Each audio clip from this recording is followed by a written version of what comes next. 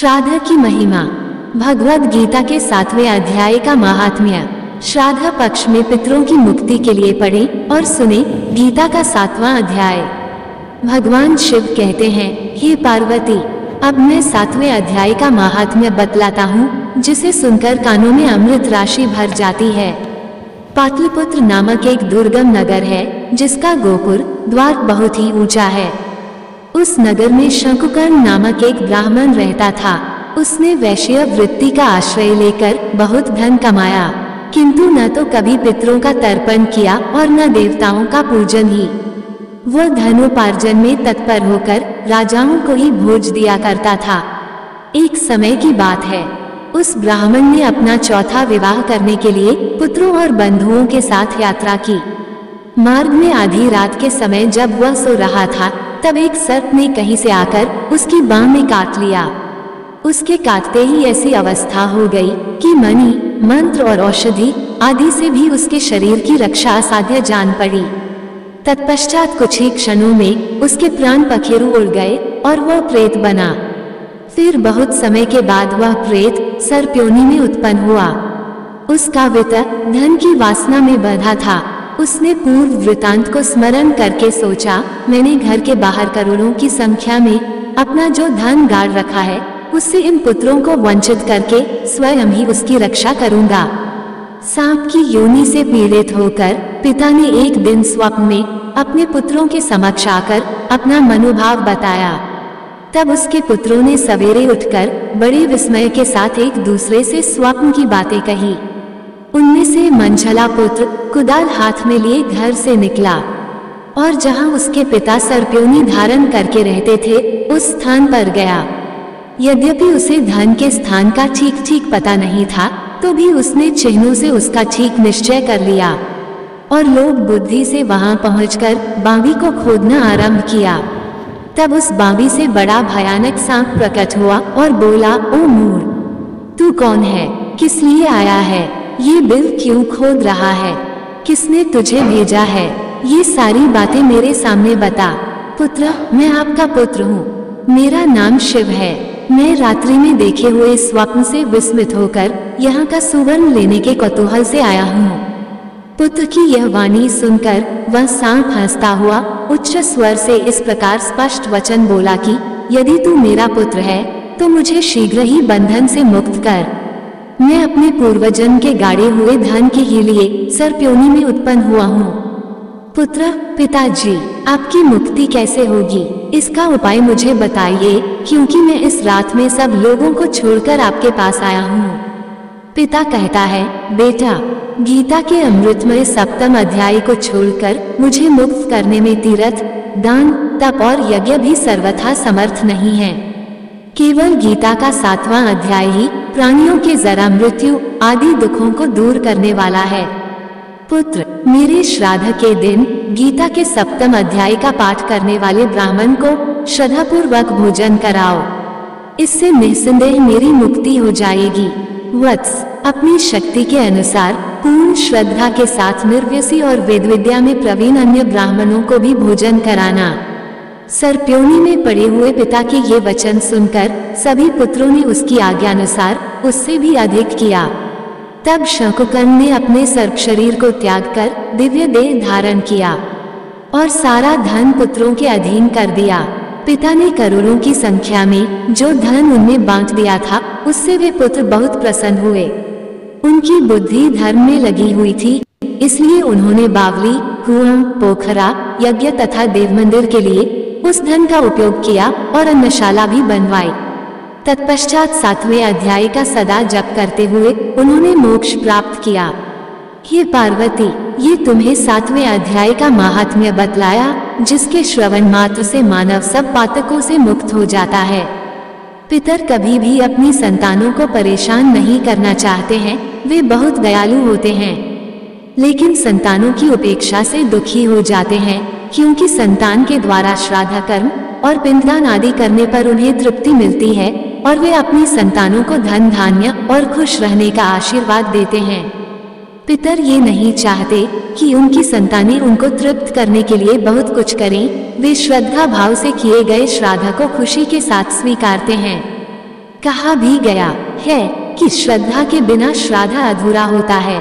श्राद्ध पक्ष में गीता के 7वें अध्याय का पाठ किया जाता है।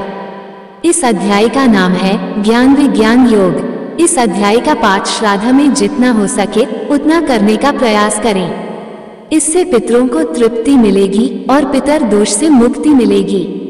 7वें अध्याय का महत्व। महाभारत शुरू होने से पहले भगवान श्री कृष्ण ने अर्जुन को गीता का ज्ञान दिया था। इस गीता का 7वां अध्याय पितर मुक्ति और मोक्ष से जुड़ा है।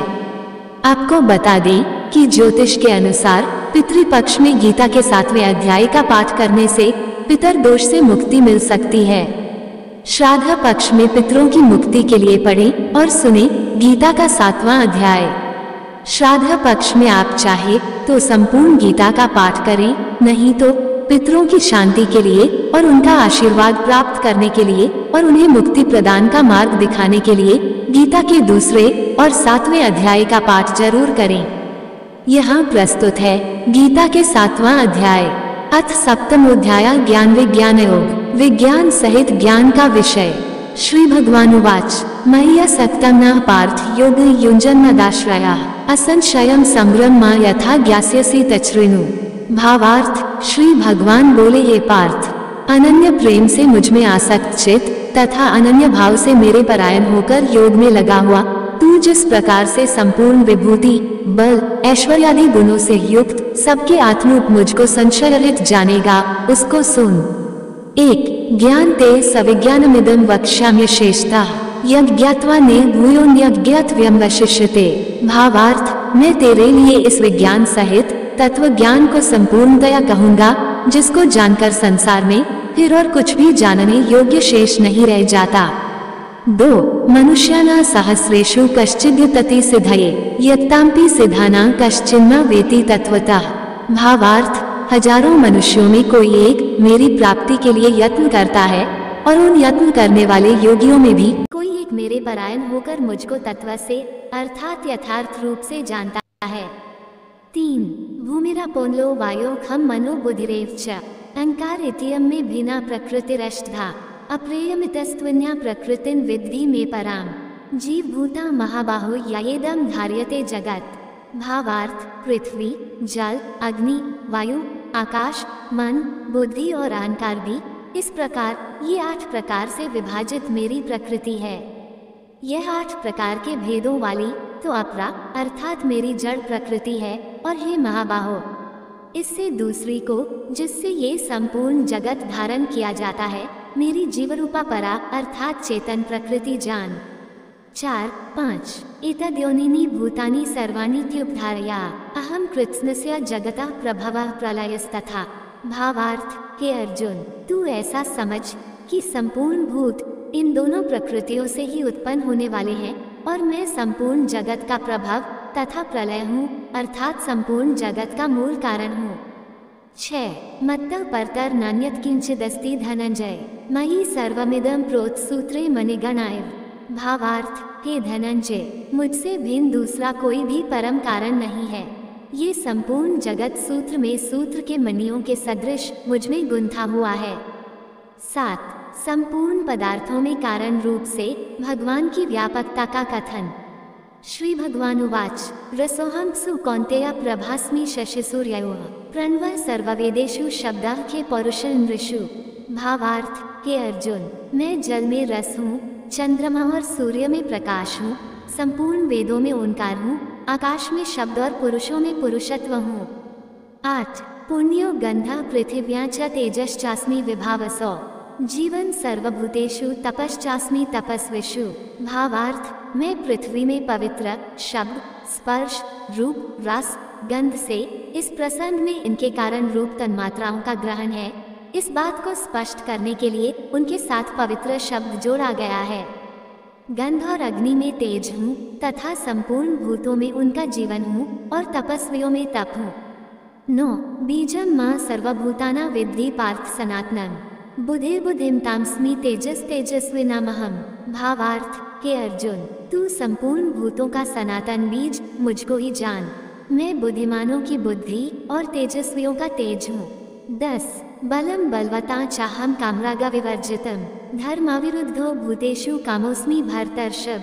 भावार्थ, हे भरत श्रेष्ठ, मैं बलवानों का आसक्ति और कामनाओं से रहित बल अर्थात सामर्थ्य हूँ और सब भूतों में धर्म के अनुकूल अर्थात शास्त्र के अनुकूल काम हूँ। 11 मत अविति तन्विद्धि न त्वं तेषु ते मयि। भावार्थ, और भी जो सत्व गुण से उत्पन्न होने वाले भाव हैं और जो रजो गुण से होने वाले भाव हैं, उन सबको तू मुझसे ही होने वाले हैं ऐसा जान, परंतु वास्तव में उनमें मैं और वे मुझ में नहीं हैं। 12 आसुरी स्वभाव वालों की निंदा और भगवत भक्तों की प्रशंसा।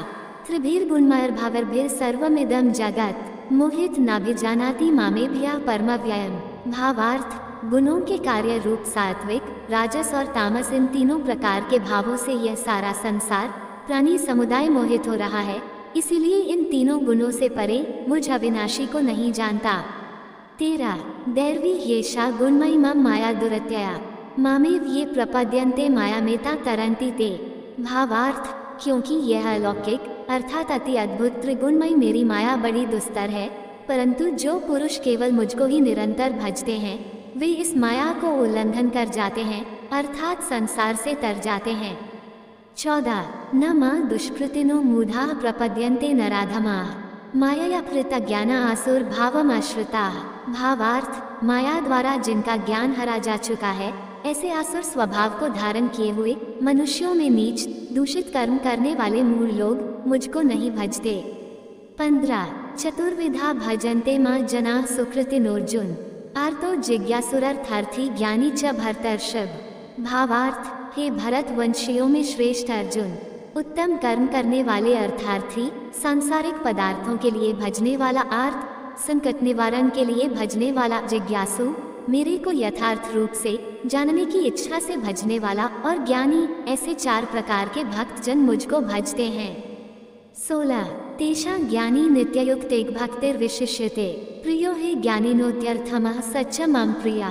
भावार्थ, उनमें नित्य मुझ में एक ही भाव से स्थित अनन्य प्रेम भक्ति वाला ज्ञानी भक्त अति उत्तम है, क्योंकि मुझको तत्व से जानने वाले ज्ञानी को मैं अत्यंत प्रिय हूँ और वह ज्ञानी मुझे अत्यंत प्रिय है। 17 उदारा सर्वे वैते ज्ञानी त्वात्मैव मे मतम आस्थिता स हि युक्तात्मा मामेवानुत्तमा गतिम। भावार्थ, ये सभी उदार हैं, परंतु ज्ञानी तो साक्षात मेरा स्वरूप ही है ऐसा मेरा मत है, क्योंकि वह मदगत मन बुद्धि वाला ज्ञानी भक्त अति उत्तम गति स्वरूप मुझ में ही अच्छी प्रकार स्थित है। 18 बहुना जन्मना मनते ज्ञानवान्मा प्रपद्यते वासुदेवा सर्वमिति स महात्मा सुदुर्लभः। भावार्थ, बहुत जन्मों के अंत के जन्म में तत्व ज्ञान को प्राप्त पुरुष सब कुछ वासुदेव ही हैं। इस प्रकार जो मुझको भजता है वह महात्मा अत्यंत दुर्लभ है। 19 अन्य देवताओं की उपासना का विषय। कामस्तस्त्यर्जित ज्ञानः प्रपद्यन्ते न्य देवताः तम तम नियममास्थाय प्रकृत्या नियताः स्वया। भावार्थ, उन भोगों की कामना द्वारा जिनका ज्ञान हरा जा चुका है वे लोग अपने स्वभाव से प्रेरित होकर उस नियम को धारण करके अन्य देवताओं को भजते हैं अर्थात पूजते हैं। 20 यो यो या तनु भक्ता श्रद्धयार्चितुमिच्छति तस्य तस्याचला श्रद्धा तामेव विद्धाम्यहम्। भावार्थ, जो सकौम भक्त जिस देवता के स्वरूप को श्रद्धा से पूजना चाहता है उस भक्त की श्रद्धा को मैं उसी देवता के प्रति स्थिर करता हूँ। 21 स तया श्रद्धया युक्तस्तस्याराधन्यते लभते च ततः कामान्वैव विहितान् हि तान्। भावार्थ, वह पुरुष उस श्रद्धा से युक्त होकर उस देवता का पूजन करता है और उस देवता से मेरे द्वारा ही विधान किए हुए उन इच्छित भोगों को निस्संदेह प्राप्त करता है। 22 अंतवत्तु फलतेषां तद्भवत्यल्पमेधसां देवान्देव्य जो यान्ति मद्भक्ता यान्ति माम्पि। भावार्थ, परंतु उन अल्प बुद्धि वालों का वह फल नाशवान है तथा वे देवताओं को पूजने वाले देवताओं को प्राप्त होते हैं और मेरे भक्त चाहे जैसे ही भजे अंत में वे मुझको ही प्राप्त होते हैं। 23 भगवान के प्रभाव और स्वरूप को न जानने वालों की निंदा और जानने वालों की महिमा। अव्यक्तम व्यक्तिमापन्न मन्यन्ते मां बुधया पर भावम जानन्तो ममाव्यायमनुत्तमम्। भावार्थ, बुद्धिहीन पुरुष मेरे अनुत्तम अविनाशी परम भाव को न जानते हुए मन इंद्रियों से परे मुझ सच्चिदानंद घन परमात्मा को मनुष्य की भांति जानकर व्यक्ति भाव को प्राप्त हुआ मानते हैं। 24 नहम प्रकाशा सर्वस्य योगमाया स्मवृता मूयम नाभिजानाति लोको मामज्म व्ययम। भावार्थ, अपनी योगमाया से छिपा हुआ मैं सबके प्रत्यक्ष नहीं होता, इसलिए यह अज्ञानी जन समुदाय मुझ जन्मरहित अविनाशी परमेश्वर को नहीं जानता, अर्थात मुझको जन्मने मरने वाला समझता है। 25 वेदाहम समतीतानि वर्तमानानि चार्जुन भविष्यानि च भूतानि मा तु वेद न कश्चन। भावार्थ, हे अर्जुन, पूर्व में व्यतीत हुए और वर्तमान में स्थित तथा आगे होने वाले सब भूतों को मैं जानता हूँ, परंतु मुझको कोई भी श्रद्धा भक्ति रहित पुरुष नहीं जानता।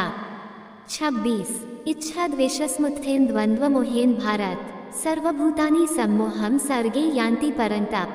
भावार्थ, हे भरतवंशी अर्जुन, संसार में इच्छा और द्वेष से उत्पन्न सुख दुखादि द्वंद्व रूप मोह से संपूर्ण प्राणी अत्यंत अज्ञता को प्राप्त हो रहे हैं। 27 येषा त्वन्तगतं पापं जनाना पुण्यकर्मणां ते द्वंद्व मोह निर्मुक्ता भजन्ते मां दृव्रता। भावार्थ, परंतु निष्काम भाव से श्रेष्ठ कर्मों का आचरण करने वाले जिन पुरुषों का पाप नष्ट हो गया है, वे राग द्वेष जनित द्वंद्व रूप मोह से मुक्त दृढ़ निश्चय भक्त मुझको सब प्रकार से भजते हैं। 28 जरामरण मोक्षाय मामाश्रित्य यतन्ति ये ते ब्रह्म तद्विदु कृत्स्नमध्यात्म कर्म चाखिलम। भावार्थ, जो मेरे शरण होकर जन्म और मरण से छूटने के लिए यत्न करते हैं, वे पुरुष उस ब्रह्म को, संपूर्ण अध्यात्म को, संपूर्ण कर्म को जानते हैं। 29 साधिभूताधिदैव मां साधयज्ञ च ये विदु प्रयाण कालेपि च मां ते विदुर्युक्त चेतसा। भावार्थ, जो पुरुष अधिभूत और अधिदैव सहित तथा अधियज्ञा सहित सबका आत्मरूप मुझे अंतकाल में भी जानते हैं, वे युक्त चित्त वाले पुरुष मुझे जानते हैं, अर्थात प्राप्त हो जाते हैं। 30 ओम तत्सदिति श्रीमद्भगवद्गीतासु उपनिषत्सु ब्रह्मविद्यायां योगशास्त्रे श्रीकृष्णार्जुन संवादे ज्ञान विज्ञान योगो नाम सप्तमोऽध्यायः। 7 जय श्री कृष्ण।